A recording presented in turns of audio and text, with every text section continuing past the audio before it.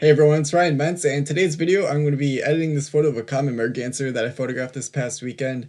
And the main points I want to show here are how you can recover the iridescent colors for this bird's head, as well as other waterfowl that all have the iridescent colored head where it really shines and it's very vividly colored in the sunlight, like the buffleheads and common golden eyes and mallards.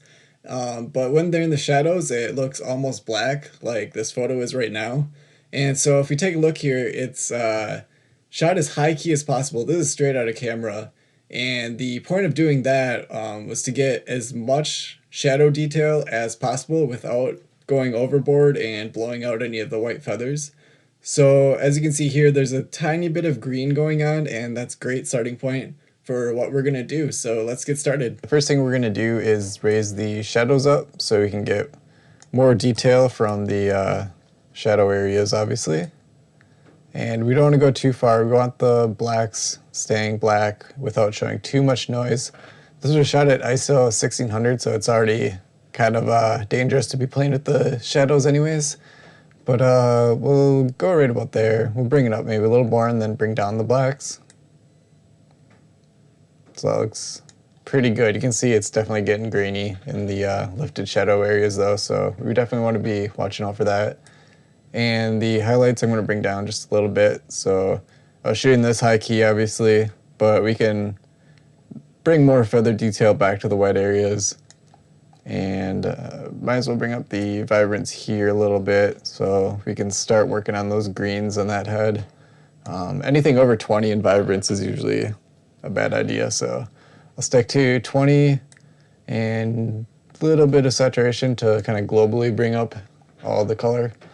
And I'm going to bring up the temperature just a little bit too, since, like I said, this was shot in the shade, so the white's going to be looking a little bit blue, and just recover a little bit of that. And as far as Lightroom goes, this is probably good enough, and then we can move into Photoshop where you can denoise this a little bit, and we will continue to bring out the color in the head. So let's get it over there. Alrighty, so we're here in Photoshop, and the very first thing we're going to do is duplicate this layer, and then we're going to run a denoise on it with Topaz Labs Denoise AI, which is the best in the game. I have a whole video on it that you should definitely check it out. Well worth the money. And they recently just updated it to have a slightly more tools and a newer interface. But for this example, we're just going to run auto on it and save it out.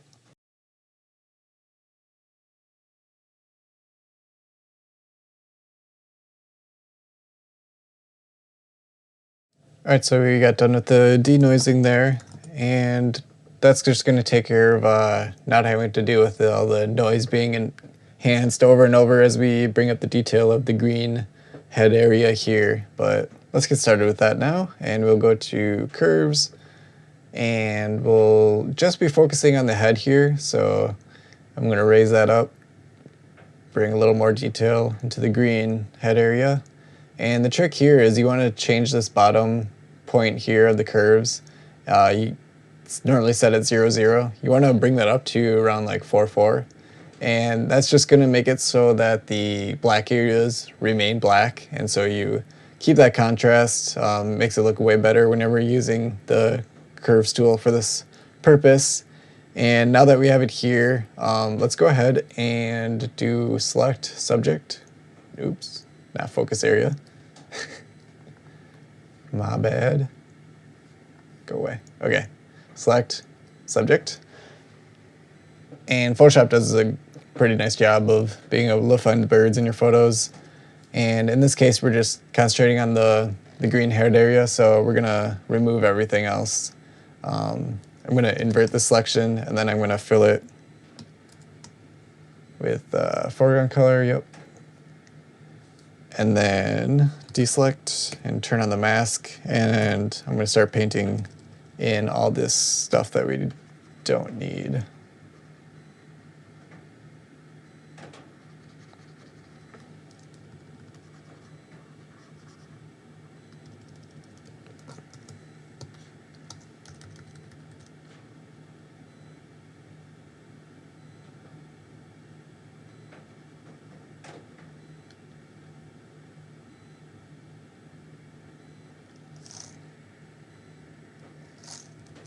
Alright, so now that that mask is, or the curves is only affecting what's in that mask, toggle that on and off, see the difference.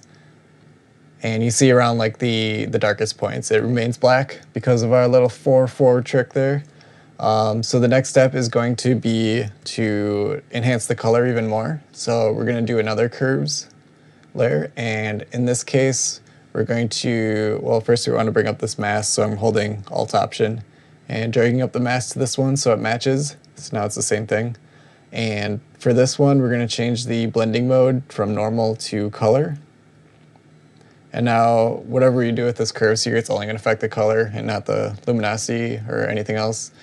And we're going to raise this up, and you can see it's starting to get a lot more saturated and greeny. Right around here is probably maybe too much, but we'll bring that down in the opacity later. So we got the greenish-ish color. It's a lot more blue than I would like, but that's what happens when you bring up shadow areas, is the colors get all funky. And what we're going to do now is bring in a hue saturation layer to fix that. So let's bring it in here.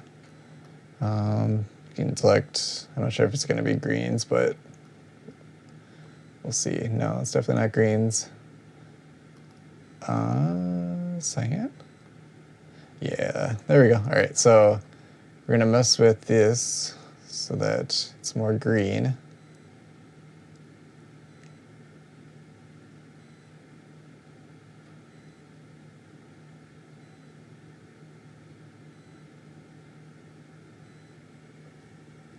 And I'm going to bring in a little bit of this bluer color too.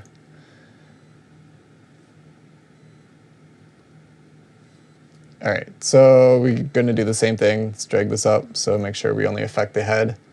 And I'm going to bring down the opacity a little bit.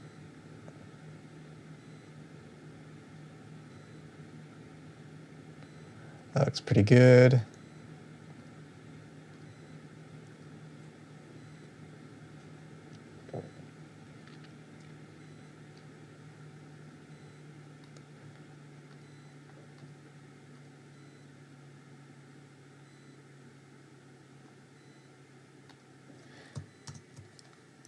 So there we go. Let's look at what it looked like when you brought it in and what it looks like now. You definitely got that sheen back. It's probably a little bit too much. You don't want it to go too far, because you're going to be able to tell that something's weird when you have everything in shadow, but you have also a striking, vivid green color coming off it. So you got to find the right balance there.